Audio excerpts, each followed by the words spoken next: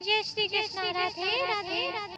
कर्मजं बुद्धियुक्ता हि फलं त्यक्त्वा मनीषिणः जन्मबन्धविनिर्मुक्तः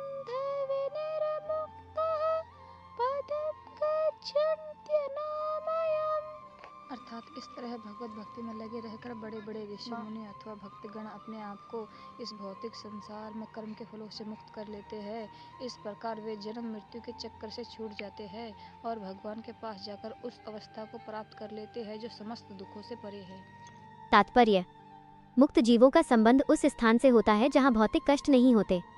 भागवत में 10.14.58 कहा गया है, समाश्रिता ये पदपल्लव प्लवम महत्पदम पुण्य यशो मुरारे भवाम्बुधिर्वत्स पदम परम पदम पदम पदम यद्विपदाम न तेषाम। जिसने उन भगवान के चरण कमल रूपी नाव को ग्रहण कर लिया है जो दृश्य जगत के आश्रय हैं और मुकुंद नाम से विख्यात हैं, अर्थात मुक्ति के दाता हैं, उसके लिए ये भवसागर गोखुर में समाये जल के समान है। उसका लक्ष्य परम पदम है, अर्थात वो स्थान जहाँ भौतिक कष्ट नहीं है, या कि वैकुंठ है, वो स्थान नहीं जहाँ पद पद पर संकट हो। अज्ञानवश मनुष्य ये नहीं समझ पाता कि ये भौतिक जगत ऐसा दुखमय स्थान है जहाँ पद पद पर संकट है। केवल अज्ञानवश अल्पज्ञानी पुरुष यह सोचकर कि कर्मों से वे सुखी रह सकेंगे, सकाम कर्म करते हुए स्थिति को सहन करते हैं। उन्हें यह ज्ञात नहीं है कि इस संसार में कहीं भी कोई भी शरीर दुखों से रहित नहीं है। संसार में सर्वत्र जीवन के दुख, जन्म, मृत्यु, जरा तथा व्याधि विद्यमान है। किंतु जो अपने वास्तविक स्वरूप को समझ लेता है और इस प्रकार भगवान की स्थिति को समझ लेता है, वही भगवान की प्रेमा भक्ति में लगता है।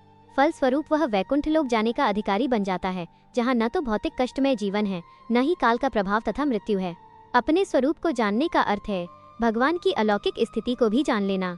जो भ्रमवश यह सोचता है कि जीव की स्थिति तथा भगवान की स्थिति एक समान है, उसे समझो कि वह अंधकार में है और स्वयं भगवत भक्ति करने में असमर्थ है। वह अपने आप को प्रभु मान लेता है और इस तरह जन्म मृत्यु की पुनरावृत्ति का पथ चुन लेता है। किंतु जो यह समझते हुए कि उसकी स्थिति सेवक की है, अपने को भगवान की सेवा में लगा देता है, वह तुरंत ही वैकुंठ लोक जाने का अधिकारी बन जाता है। भगवान की सेवा कर्मयोग या बुद्धि योग कहलाती है, जिसे स्पष्ट शब्दों में भगवत भक्ति कहते हैं।